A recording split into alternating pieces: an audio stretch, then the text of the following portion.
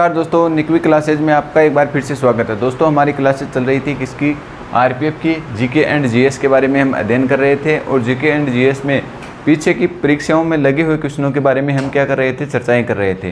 तो आज हम बात करने वाले हैं उसी कड़ी को आगे बढ़ाते हुए कि और किस प्रकार से क्वेश्चन आते हैं। और आज हमारा जो पहला क्वेश्चन है हिस्ट्री का क्वेश्चन है। हिस्ट्री के क्वेश्चन में हम ये देखेंगे कि कौन कौन सी घटनाएं कब कब हुई थी, उसके बारे में भी अध्ययन करेंगे कि असहयोग आंदोलन कब हुआ था, आपसे पूछ लिया जाए जलियांवाला बाग हत्याकांड कब हुआ था, खिलाफत आंदोलन कब हुआ था, खिलाफत आंदोलन का नेतृत्व किसने किया था। इसके साथ साथ हम और भी चर्चाएं करेंगे, जैसे असहयोग आंदोलन स्थगित क्यों किया गया था और स्वराज्य पार्टी की स्थापना किसने की थी, स्वराज्य पार्टी की स्थापना के बारे में भी हम पढ़ने वाले हैं। तो इस प्रकार से जो 6 अप्रैल 1930 तक की घटनाएं हैं उस तक पढ़ने वाले हैं। पूना पैक्ट के बारे में भी हम आज इसी क्वेश्चन में पढ़ने वाले हैं।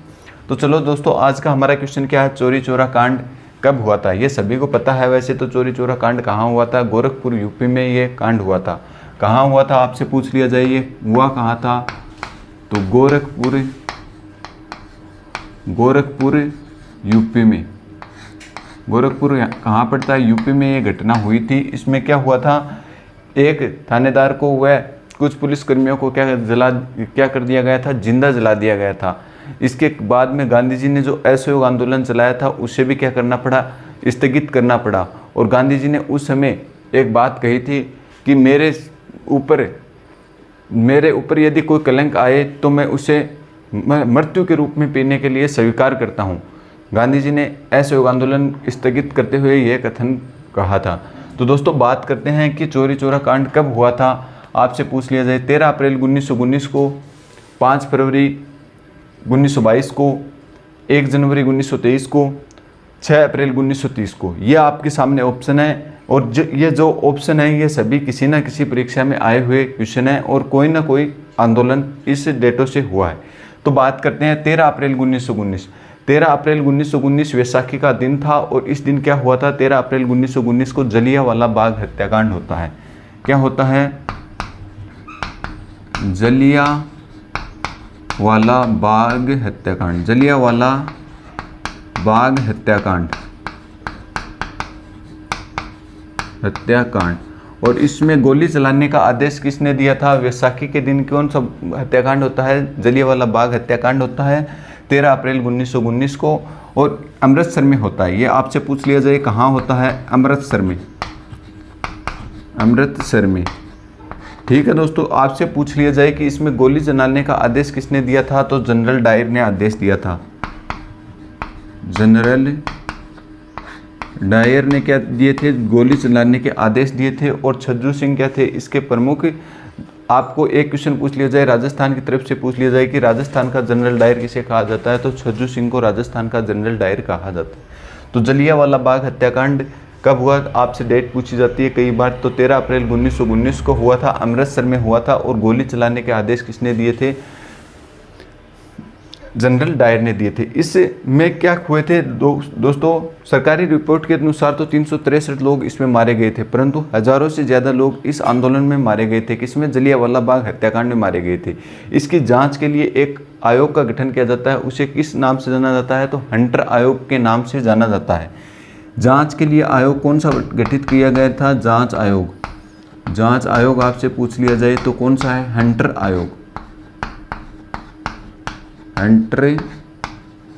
आयोग।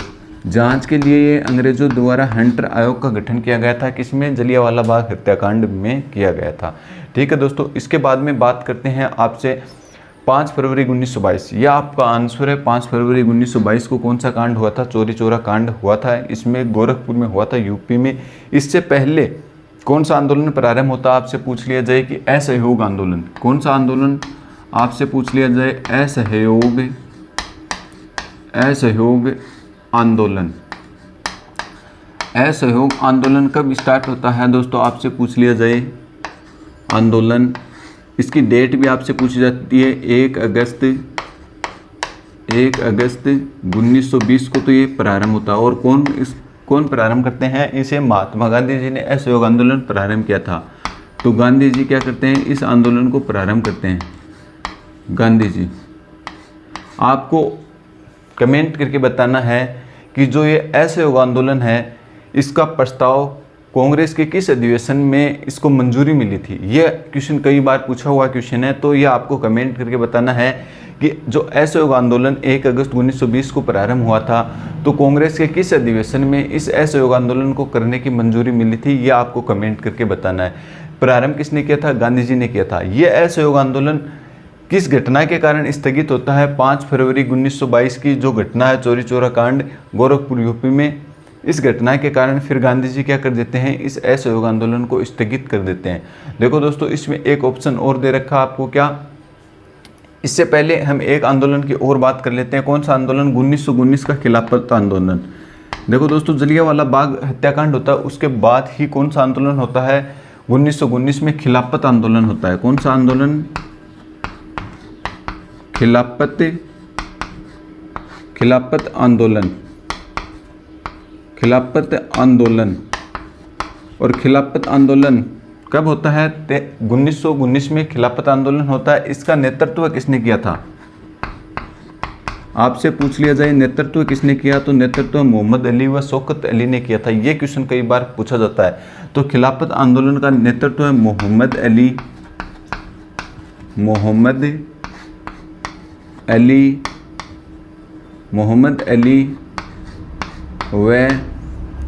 शौकत अली ने किया था। शौकत अली ने क्या किया था? इसका नेतृत्व किया था। मोहम्मद अली व शौकत अली ने कौन से आंदोलन का नेतृत्व किया? आपसे पूछ लिया जाए तो खिलाफत आंदोलन का नेतृत्व मोहम्मद अली व शौकत अली ने करने का काम किया था। ठीक है, ये था आपके सामने खिलाफत आंदोलन। यहीं से भी क्वेश्चन पूछा जाता है। फिर आप आगे बात करते हैं 1 जनवरी 1923 को। 1 जनवरी 1923 को क्या होता है दोस्तों? स्वराज्य पार्टी की स्थापना होती है। कौन सी पार्टी की? 1 जनवरी 1923 को स्वराज्य पार्टी की स्थापना। स्वराज्य पार्टी की स्थापना। स्वराज्य पार्टी की स्थापना। और स्वराज्य पार्टी की स्थापना किसने की? आपसे पूछ लिया जाए कि स्वराज्य पार्टी की स्थापना, एक तो ये क्वेश्चन पूछा जाता है डायरेक्ट कि स्वराज्य पार्टी की स्थापना कब हुई? 1 जनवरी 1923 को स्वराज्य पार्टी की स्थापना हुई। और किसने की? आपसे पूछ लिया जाए, ये पूछ लिया जाए किसने की? तो मोतीलाल नेहरू। किसने की? मोतीलाल नेहरू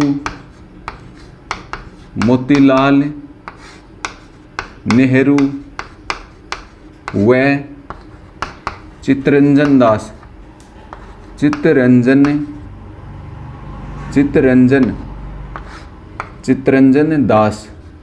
मोतीलाल नेहरू व चित्तरंजन दास ने कौन सी पार्टी की स्थापना किया? आपसे पूछ लिया जाए तो स्वराज्य पार्टी की स्थापना मोतीलाल नेहरू और चित्तरंजन दास ने की थी। ठीक है दोस्तों, इसके बाद में आगे आपको ऑप्शन दे रखा 6 अप्रैल 1930। तो 6 अप्रैल 1930 को क्या होता है? सविनय अवज्ञा आंदोलन प्रारंभ होता है। भारत में क्या थे? अंग्रेजों के टाइम विभिन्न प्रकार के करों को स्थापित किया गया था। नमक पर भी एक भारी कर स्थापित था। गांधी जी ने इसका विरोध किया था। सविनय अवज्ञा आंदोलन दांडी मार्च प्रारंभ की थी 6 मार्च 1930 से। और ये 6 अप्रैल 1930 को क्या करते हैं? 12 मार्च 1930 को साबरमती आश्रम पर पहुंचते हैं, वहीं पे नमक बनाते हैं। और उसके बाद में 6 अप्रैल 1930 अंग्रेज गांधी जी के सामने क्या करते हैं? हार मान जाते हैं और नमक का क्या कर देते हैं? कर को हटा देते हैं। तो आपसे पूछ लिया जाए, एक तो पूछा जाता है नमक सत्याग्रह। नमक सत्याग्रह कब प्रारंभ हुआ? साबरमती आश्रम की स्थापना कब हुई? आपसे पूछ लिया जाए तो साबरमती आश्रम की स्थापना, एक तो ये लिखो दोस्तों, साबरमती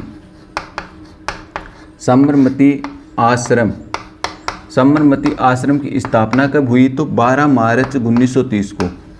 12 मार्च 1930 को साबरमती आश्रम की स्थापना होती है। और किसने की थी? गांधी जी ने साबरमती आश्रम की स्थापना की थी। और गांधी जी ने यहाँ पे क्या किया था? नमक तैयार करने का काम किया था। तो नमक सत्याग्रह के नाम से भी यहीं पे जाना जाता है। किस नाम से? नमक सत्याग्रह। नमक सत्याग्रह के नाम से भी इन्हें जाना जाता है। साबरमती आश्रम को नमक सत्याग्रह के नाम से भी जाना जाता है। कब हुई थी स्थापना? 12 मार्च 1930 को। आपसे पूछ लिया जाए 6 अप्रैल 1930 को। 6 अप्रैल 1930 को कौन सा आंदोलन प्रारंभ हुआ था? सविनय अवज्ञा आंदोलन। सविनय अवज्ञा आंदोलन। सविनय अवज्ञा आंदोलन आपसे पूछ लिया जाए कि कब प्रारंभ होता है, तो आपको क्या आंसर देना है? 6 अप्रैल 1930 को गांधी जी के द्वारा सविनय अवज्ञा आंदोलन को क्या किया जाता है, शुरुआत की जाती है। ठीक है, तो दोस्तों समझ में आ गया ये सविनय अवज्ञा आंदोलन और साबरमती आश्रम नमक सत्याग्रह 78 अनुयायियों के साथ गांधी जी ने ये यात्रा प्रारंभ की थी। और जवाहरलाल नेहरू ने इसकी तुलना, सॉरी दोस्तों, सुभाष चंद्र बोस ने इसकी तुलना किससे की है, नेपोलियन की यात्रा से की है। ठीक है दोस्तों, आगे बात करते हैं एक पूना पैक्ट समझौते के बारे में, और यहीं पर ही बात कर लेते हैं कि पूना पैक्ट समझौता कब हुआ था। तो लिखो दोस्तों Poona pact, Poona pact, Poona pact समझौता के बारे में बात कर लेते हैं कि पूना पैक्ट समझौता होता कब है। तो पूना पैक्ट समझौते के बारे में बात करें तो 25 सितंबर 1932 को पूना पैक्ट समझौता होता है। कब होता है दोस्तों, 25 सितंबर 1932 को क्या होता है, पूना पैक्ट समझौता होता है। और किस किस के बीच में होता है, महात्मा गांधी व अंबेडकर के बीच में, महात्मा गांधी जी व अंबेडकर के बीच में, and doctor Bhimrao Ambedkar, doctor Bhimrao Ambedkar के मध्य, अंबेडकर के मध्य कौन सा समझौता होता है दोस्तों, पूना पैक्ट समझौता होता है। इसका रीजन क्या था पूना पैक्ट समझौता होने का, तो पूना पैक्ट समझौते में क्या फैसला लिया गया, पूना पैक्ट समझौते में फैसला लिया गया प्रांतीय विधान सभा में पृथक निर्वाचन को समाप्त कर दिया गया था। और उसमें क्या किया गया था, पहले 78 सीटों के स्थान पे 71 सीटों के स्थान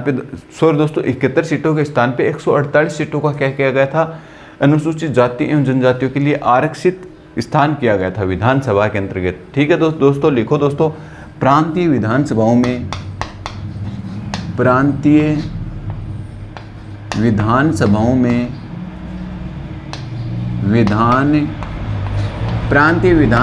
में पृथक निर्वाचन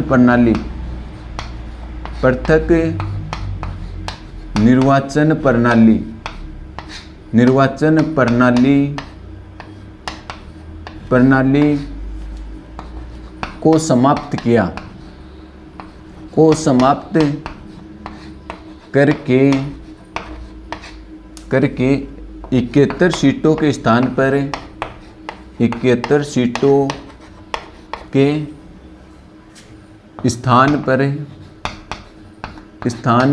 148 सीटों का आरक्षण, 148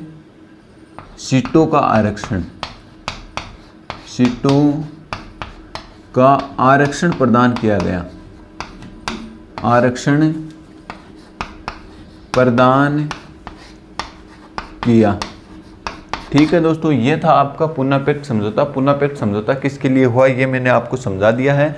पूना पैक्ट समझौता होता कब है, 25 सितंबर 1920 को। और ये होता भी कहाँ है, येरवदा जेल में। आपसे पूछ लिया जाए ये कहाँ होता है, येरवदा जेल में, येरवदा सेंट्रल जेल में कौन सा समझौता होता है, तो पूना पैक्ट समझौता होता है।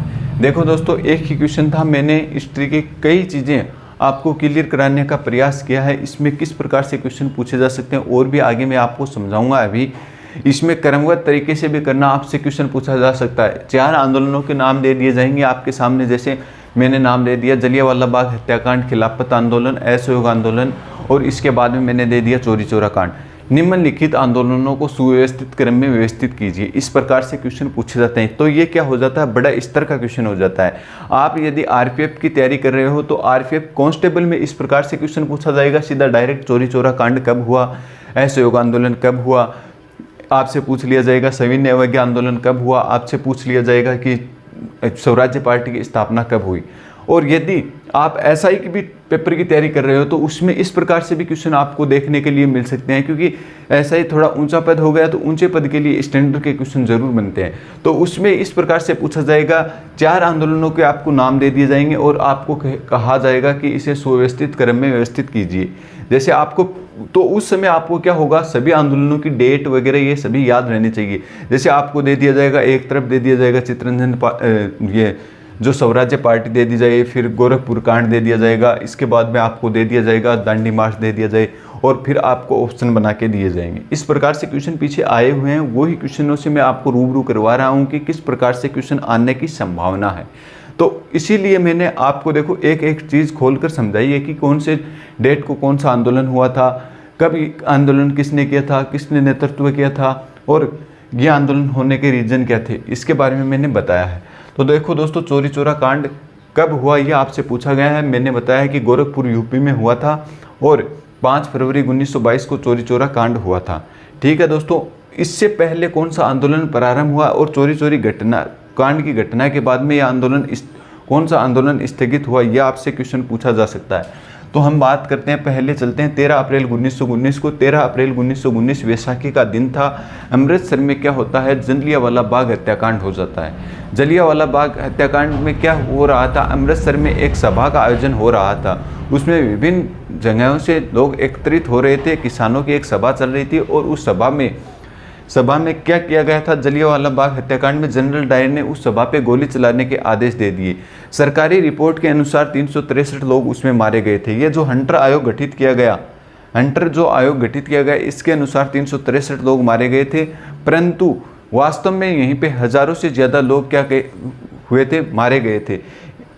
आपसे पूछ लिया जाए कि जनरल डायर ने इसमें गोली चलाने के आदेश दिए थे और इसकी जांच के लिए कौन सा आयोग गठित किया गया, तो हंटर आयोग गठित किया गया।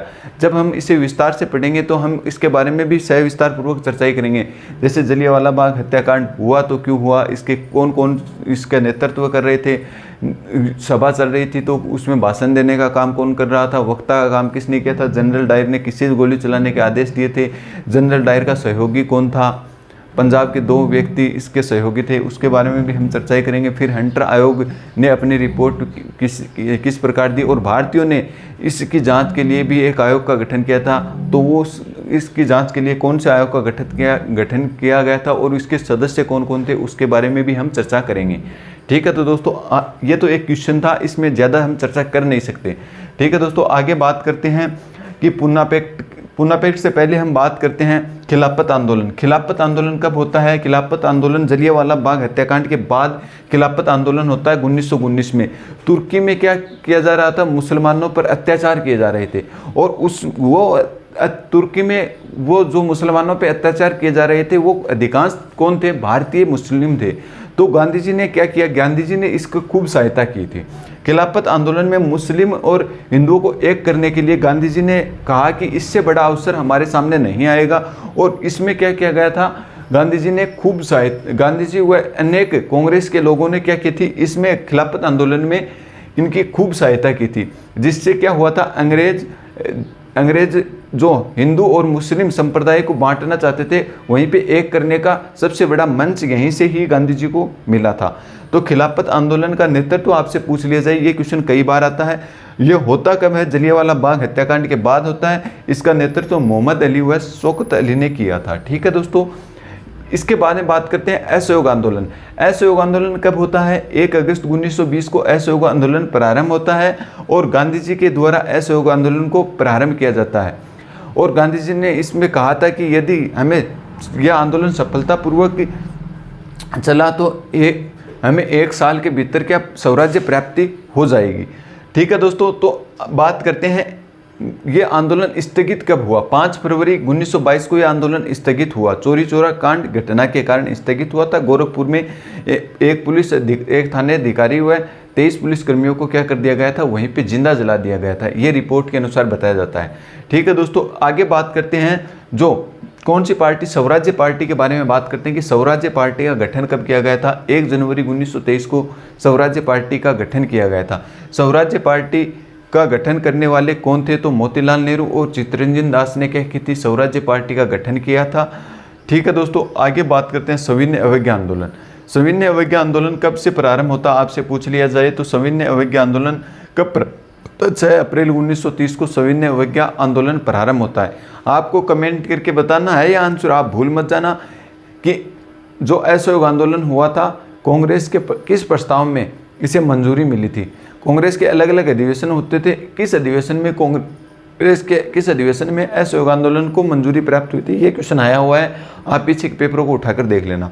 सविनय अवज्ञा आंदोलन कब प्रारंभ होता है? 6 अप्रैल 1930 को प्रारंभ होता है। आपसे पूछ लिया जाए साबरमती आश्रम की स्थापना, महात्मा गांधी जी के द्वारा साबरमती आश्रम की स्थापना की जाती है। इसे नमक सत्याग्रह भी बोला जाता है। कब की जाती है? 12 मार्च 1930 को साबरमती में नर्मदा नदी के तट पर इसकी स्थापना की जाती है। ठीक है दोस्तों, इसके बाद में बात करते हैं पूना पैक्ट। पूना पैक्ट क्या था? जो सांप्रदायिक पहचान के आधार पे अंग्रेज क्या करना चाहते थे? देश का विभाजन करना चाहते थे। तो उसमें क्या हुआ? 25 सितंबर 1932 को यरवदा जेल के अंतर्गत महात्मा गांधी और भीमराव अंबेडकर का क्या होता है? पूना पैक्ट समझौता होता है। इस समझौते में यह तय किया गया था कि जो प्रांतीय विधानसभाओं का निर्वाचन पृथक निर्वाचन प्रणाली है, उसके आधार पर निर्वाचन न करवा के क्या किया जाएगा? जो दलित अनुसूचित जाति एवं जनजातियों के लिए सीटों को, स्थानों को क्या कर दिया जाएगा? आरक्षित कर दी जाएगी। उसमें सीटें बढ़ाकर कितनी कर दी गई? 71 से बढ़ाकर 71 सीटों से बढ़ाकर कितनी कर दी गई? ये क्वेश्चन आया हुआ क्वेश्चन है। 71 से बढ़ाकर 148 कर दी गई थी। तो इस क्वेश्चन का आपको ध्यान में रखना है। पूना पैक्ट समझौते का यही एक रीजन था, SC ST की सीटों के स्थानों को आरक्षित करने का मुद्दा था और ये सोल्व कर दिया था। किसने? गांधी जी ने अम्बेडकर की बात को मान ली थी इस पूना पैक्ट समझौते में। इसलिए इसकी डेट भी आपके लिए मोस्ट हो जाती है कि पूना पैक्ट समझौता होता कब है? तो 25 सितंबर 1932 को कौन सा समझौता होता है? पूना पैक्ट समझौता होता है। तो देखो दोस्तों, मैंने कितने आंदोलन करवा दिया आपको। देखो, जलियांवाला बाग हत्याकांड, खिलाफत आंदोलन, असहयोग आंदोलन, इसके बाद में चोरी चोरा कांड, और उसके बाद में मैंने करवाया आपको स्वराज्य पार्टी, और उसके बाद में मैंने कराया है दांडी मार्च कब प्रारंभ होती है, नमक का काला कानून कब समाप्त होता है, और उसके बाद में मैंने करवा दिया है पूना पैक्ट समझौता। अब आगे हम भारत छोड़ो आंदोलन के बारे में भी चर्चाएं करेंगे अगले क्वेश्चनों में। जब भी क्लास लेके आएंगे तब हिस्ट्री के वापस से कोई क्वेश्चन लेकर आऊँगा, तब इसी के बारे में आगे और चर्चा करने वाले हैं। और कौन कौन सी पार्टियों की स्थापना हुई है उनके बारे में भी हम चर्चाएं करेंगे। और बीच में कोई और आंदोलन बचे हुए हैं, जैसे तीनों गोलमेल सम्मेलनों के बारे में एक कक्षा में हम चर्चा करने वाले हैं। तो आज ये क्वेश्चन आपको मैं उम्मीद करता हूँ कि आपको ये अच्छे से समझ में आ गया होगा। समझ में आ गया तो चैनल को लाइक, सब्सक्राइब और शेयर ज़रूर किया करो। आपको ये चीज़ें बोलने की आवश्यकता नहीं होनी चाहिए, क्योंकि हम इतना अच्छे लेवल के क्वेश्चन आपके सामने लेकर आते हैं। और आप यदि लाइक, शेयर, सब्सक्राइब नहीं करोगे तो हमें कैसे मोटिवेशन मिलेगा? आप हमारे सामने प्रत्यक्ष रूप से तो हो नहीं, अप्रत्यक्ष रूप से हमारे सामने हो। तो आप अप्रत्यक्ष रूप से आप हमें कमेंट करोगे तभी तो पता चलेगा आपकी क्लास में कितनी रुचि है पढ़ने में। इसके बारे में और चर्चाएं करेंगे।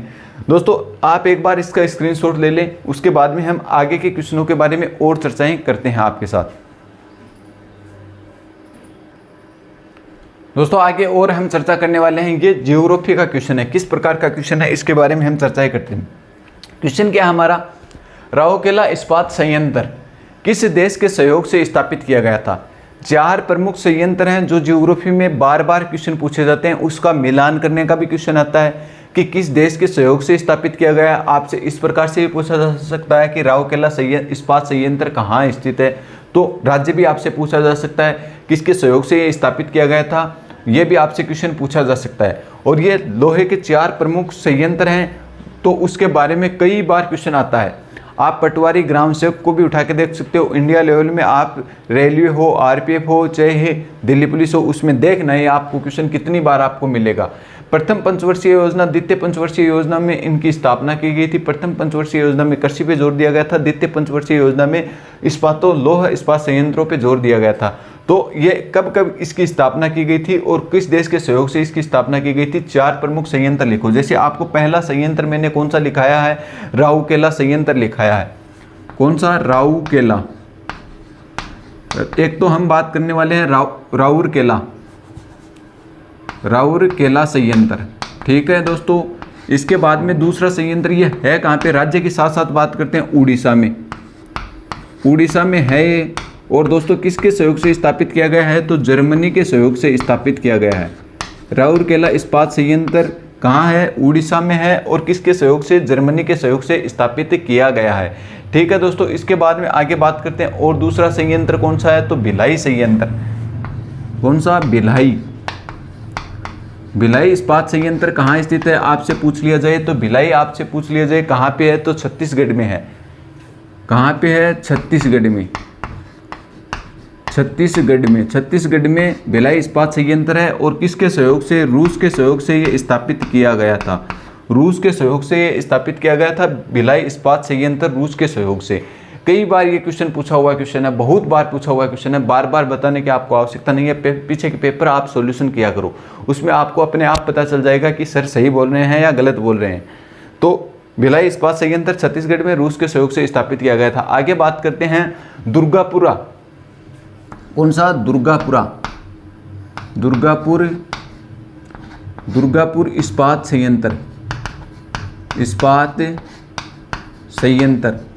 और यह कहाँ पे स्थापित किया गया आपसे पूछ लिया जाए तो पश्चिम बंगाल में। पश्चिमी बंगाल में 1964 में स्थापित किया गया था ये, 1964 में। और किसके सहयोग से आपसे पूछ लिया जाए तो ब्रिटेन के सहयोग से ये स्थापित किया गया था। किसके सहयोग से? ब्रिटेन के सहयोग से ये स्थापित किया गया था। तो आपसे पूछा जाए कि किसके सहयोग से ये स्थापित किया गया? ब्रिटेन के सहयोग से दुर्गापुर इस्पात संयंत्र पश्चिम बंगाल में 1964 में क्या की गई थी? दोस्तों इसकी स्थापना 1962 में की गई थी।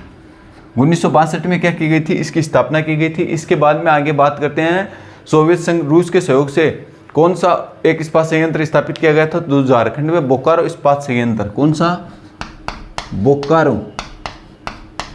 बोकारो इस्पात संयंत्र। बोकारो इस्पात संयंत्र आपसे पूछ लिया जाए इसकी स्थापना कहाँ होती है? तो इसकी स्थापना आपसे पूछ ली जाए बोकारो कहाँ पे पड़ता है? झारखंड में।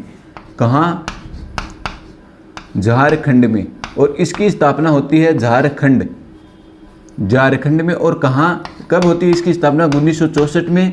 और 1964 में इसकी स्थापना हो गई बोकारो इस्पात संयंत्र की। बात करते हैं कि किसके सहयोग से? सोवियत रूस के सहयोग से। सोवियत रूस के सहयोग से इसकी स्थापना होती है। ठीक है दोस्तों, सोवियत रूस के सहयोग से। तो ये चार जो प्रमुख संयंत्र हैं ये कई बार पूछे हुए हैं।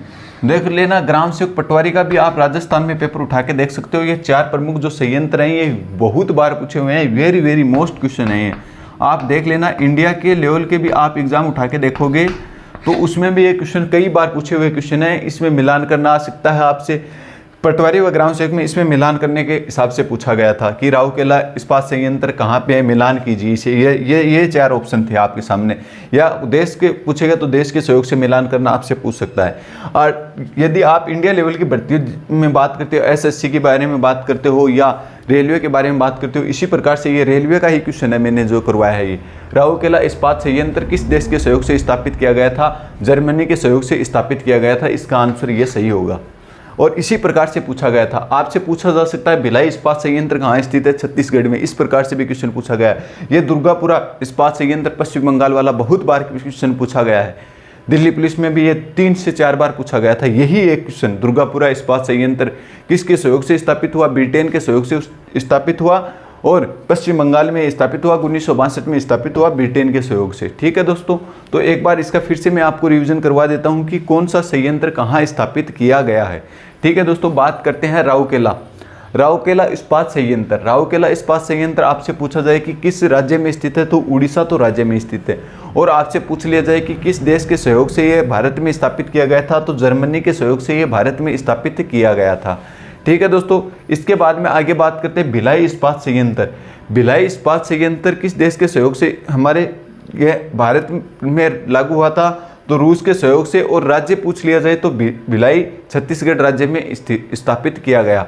इसके बाद में बात करते हैं दुर्गापुर इस्पात संयंत्र। दुर्गापुर इस्पात संयंत्र किस देश के सहयोग से स्थापित किया गया था? ब्रिटेन के सहयोग से स्थापित किया गया था।